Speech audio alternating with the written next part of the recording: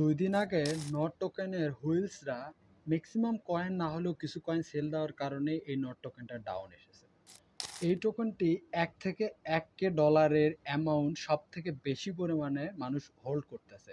92% unlock করার পর 27% মানুষকে এয়ারড্রপ দেওয়ার পরেও এই টোকেনটা হুইলসরা গত ২ দিন আগে সেল দেওয়ার কারণে মার্কেটটা ডাউন এসেছে এবং এই টোকেনটা কতদূর যেতে পারে, কিভাবে যাবে এবং আমরা কীরকম প্রাইস দেখব, এটাই হচ্ছে আজকের আমাদের টোটাল ভিডিও হবে।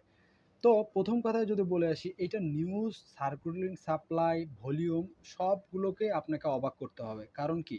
যে এখানে মানুষ প্রচুর পরিমাণে ইন্টারেস্টেড। হয়তোবা এই টোকেনটার কিছু ফান্ডামেন্টালি কিছু উইকনেস বর্তমানে ক্রিয়েট হওয়ার কারণে হয়তো মানুষ অনেক কিছুই ভাবতে পারেন, বাট এইটা ভাববেন না যে অ্যাজ এ ট্রোনের মালিক বা টেলিগ্রামের মালিক অ্যারেস্ট হওয়ার পরবর্তীতে এই টোকেনগুলোকে ভ্যালুয়েবল হবে কি হবে না এটা নিয়ে দ্বিধাদ্বন্দ্ব ভাবিয়েন না। কারণ আপনি যদি একটু ভালো করে দেখুন তাহলে আপনি দেখতে পারবেন যে এখানে তারা সম্পূর্ণ টোকেন আপনাকে দিয়ে দিয়েছে এবং হুইলসরা এখানে আপনি একটু ভালো করে দেখুন। এখানে আপনি ভালো করে দেখুন যে এই কালারটা কি বলা চলে? বেগুনি কালার।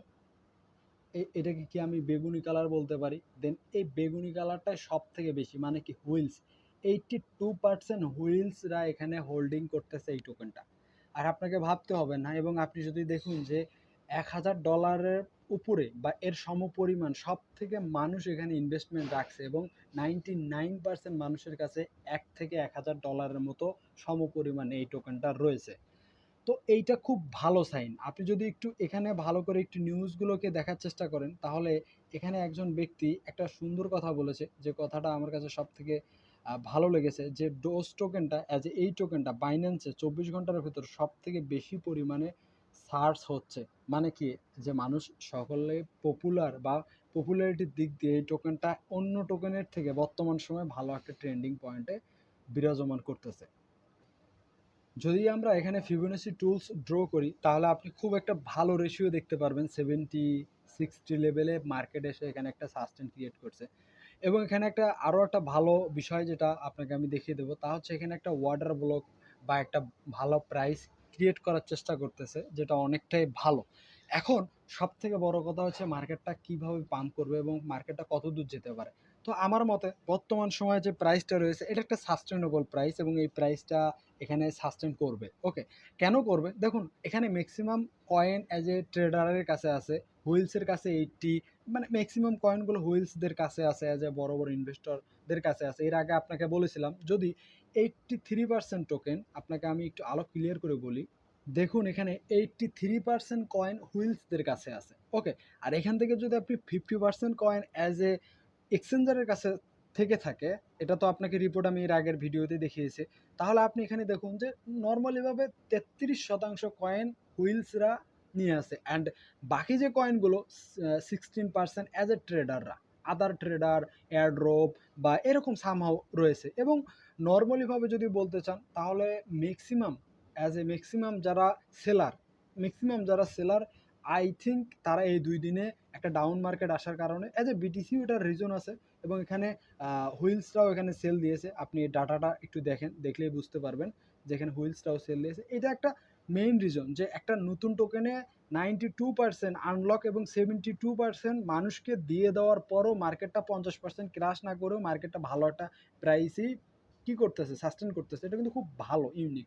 বাট আমরা এইটার ডাটাটা যেরকম দেখলাম, তেমনইভাবে আমরা আমাদের চার্টটাকে যেভাবে আমরা বিশ্বাস করি, সেই চার্টটাও আমাদেরকে বিশ্বাসযোগ্য হওয়ার মতোই ক্রিয়েট করছে এবং এইরকম একটা মেন্টালি রয়েছে। এখন আপনি বলতে পারেন যে অ্যাজ এ যারা নতুন ইনভেস্টর কী করতে পারে? আমি অবশ্যই বলব, অবশ্যই ৯ থেকে ১০-এর ভেতর ইনভেস্টমেন্ট করতে পারেন। ওকে, এটা একটা বিষয়। অ্যান্ড সেলিংয়ের বিষয়ে যদি বলেন, যদি ৯-১০-এর ভেতর করেন তাহলে আপনি ফার্স্ট সেলিং ১২-তে রাখতে পারেন। অ্যান্ড আপনি যদি মনে করেন যে না, আমি এটাকে লং টার্ম রাখতে চাচ্ছি, অ্যাজ এ ২ দিন না হোক ৪ দিন পর হোক, টেলিগ্রামের মালিক বা সিইও ও তো ছাড়া পাবে, অ্যাটলিস্ট ছাড়া তো পাবেই, যে কোনো রিজনই হবে। অ্যান্ড এর পরবর্তীতে অবশ্যই একটা ফান্ডামেন্টালিভাবে এখানে ইফেক্ট আসবে, এটা মাস্ট বি। আর যদি নেগেটিভ হয়, আপনার কথা যে আরও যদি নেগেটিভ হয়, আপনাকে এরকম প্ল্যানও রাখতে হবে বাইং করার জন্য।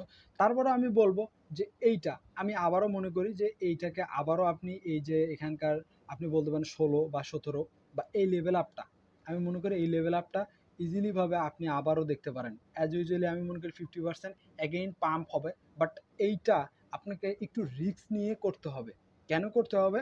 এখানে ম্যাক্সিমাম হুইলসরা যে টুকটাকভাবে সেল দিয়ে দিয়েছে এই 2 দিনে, হয়তো আরও একটু নেগেটিভ আসতেও পারে, অ্যান্ড ওখানেও আরও ম্যাক্সিমাম মানুষ পেনিকে যারা আছে তারাও সেল দেবে। যারা লং ক্রিয়েট করছে ফিউচারে তারাও একটু লিকুইডিটি গ্র্যাব বা লিকুইডিটি হান্টিং হবে। তো এই কারণে হয়তো নিচে আরও একটু আসলে আসতে পারে, বাট ফিবোনাচি বা অ্যানাদার ট্রেন্ড মানে ট্রেড লাইন, মার্কেট স্টাডি, ওকে কয়েন আনলক, এগুলোর কোনো প্যারা নেই এখানে। ওকে, সেই তুলনায় আমি মনে করি যে এই টোকেনটা আপনি অ্যাগেইন 20 সেন্ট, সরি 20 সেন্ট বলবো না, 0.02, ওকে এইটা প্রাইসকে আপনি দেখতে পারেন খুব শীঘ্রই আপনি দেখতে পারেন। তবে রিস্ক সামথিং নিয়ে আমাদেরকে এই জিনিসটাকে ক্রিয়েট করতে হবে। যে বেশি রিস্ক নিতে পারবে, জানেন আপনি এই মার্কেটগুলো এমনই যে যত রিস্ক নিচ্ছে সে তত গেইনার হচ্ছে এবং সে তত লুজার হচ্ছে। So gaining and loser part of the game. But আমি আপনাকে সাজেস্ট করব যে এই টোকেনটাকে 9 থেকে 10-এর ভেতর একটা বাইং এন্ট্রি ক্রিয়েট করতে পারেন, এবং অ্যাগেইন যারা আগে যারা বাইং করে রেখেছেন, বাইং করা রয়েছে, তাদেরকে অবশ্যই বলা হয়েছিল যে একটা ভালো প্রাইস 10-12-এর ভেতর বাইং করেন, একটা ভালো প্রফিট। অলরেডি তারা নিতেও পেরেছে এবং নিয়েও নিয়েছে আই থিঙ্ক, আমি মনে করি। এখন যারা পরে এসে বাইং করছে বা যারা উপরে বাইং করছে তাদের জন্য অবশ্যই এটা তো বলা লাগবে না যে নিচে বাইং করার জন্য অবশ্যই আপনাকে একটা অ্যামাউন্ট রাখতে হবে রিবাই করার জন্য। এটাই হচ্ছে ট্রেডিংয়ের মূল মন্ত্র, আমি মনে করি। তো আপনার মতে এই কয়েনটা কতটুক যেতে পারে? আপনার ধারণার মতো আমাকে একটা কমেন্ট করতে পারেন।